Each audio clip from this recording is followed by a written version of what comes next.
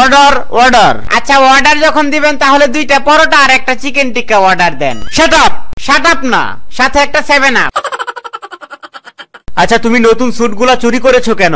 সেরা জামা কাপড় পরে আপনার সামনে আসতে লজ্জা করে জজ সাহেব। আচ্ছা তুমি কি শিওর ছিলে যে তুমি ধরা পড়বে এবং এখানে আসবে? হ্যাঁ, কারণ আমি একবারও চুরি করে পালাইতে পারি নাই। আচ্ছা তোমার পেশা কি? আমি তালা এক্সপার্ট। রাত 2টার সময় সোনার দোকানে গিয়ে কি করছিলে? তাদের তালার সার্ভিসিং করছিলাম। অর্ডার অর্ডার, সবাই একদম চুপ।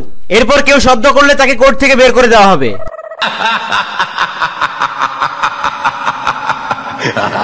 আচ্ছা তুমি রাত 1টার সময় জানালা দিয়ে ওই বাসায় ঢুকেছো কেন?